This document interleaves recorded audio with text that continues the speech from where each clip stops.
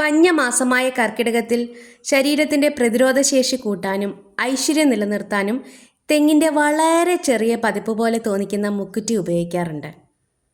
കർക്കിടക മാസത്തിൽ സ്ത്രീകൾ മുക്കുറ്റി ഇല കൈവെള്ളയിൽ ഞെരടി നീരെടുത്ത് നെറ്റിയിൽ തൊടുന്ന പതിവുണ്ട്. ഇതിനെയാണ് മുക്കുറ്റിച്ചാന്ത് എന്ന് പറയുന്നത്. നമ്മുടെ നെറ്റിയിൽ പൊട്ടു തൊടുന്ന ഭാഗം ശരീരത്തിലെ പ്രധാന നാഡികളുടെ കേന്ദ്രമാണ്.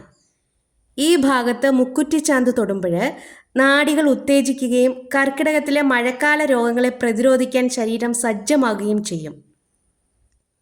തന്നെയുമല്ല, ഒരു തണുപ്പും കുളിർമയും ഒക്കെ കിട്ടുകയും ചെയ്യും. ഗണപതി ഭഗവാന്റെ പ്രിയപ്പെട്ട മുക്കുറ്റിയുടെ അതിദേവത പാർവതീദേവിയാണ്. കർക്കിടകത്തിൽ മുക്കുറ്റി ചൂടുന്നതും മുക്കുറ്റിച്ചാന്ത് തൊടുന്നതും ഭർതൃസൗഖ്യവും കുടുംബത്തിൽ ഐശ്വര്യവും കൊണ്ടുവരുമെന്നാണ് വിശ്വാസം. മുക്കുറ്റി വീട്ടിൽ വളർത്തിയാൽ ദൃഷ്ടിദോഷം മാറുമത്രേ. കർക്കിടക മാസത്തിൽ ദഹനശേഷി കുറയുന്നതിനാൽ ദഹനശേഷിയും പ്രതിരോധശേഷിയും നൽകുന്നതുമായ ഭക്ഷണങ്ങളാണ് നമ്മൾ കഴിക്കാറുള്ളത്. അതിൽ പ്രധാനമാണ് ഔഷധക്കഞ്ഞി.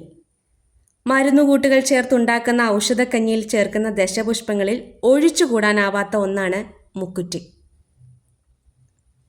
കർക്കിടകത്തിൽ പനിയും കഫക്കെട്ടും ഒരു പ്രശ്നം തന്നെയാണ്. മുക്കുറ്റിയിട്ട് തിളപ്പിച്ച വെള്ളം കുടിച്ചാൽ കഫക്കെട്ട് മാറും. അരച്ച് നെറ്റിയിൽ തൊട്ടാൽ തലവേദനയ്ക്കും ശമനം ഉണ്ടാവും.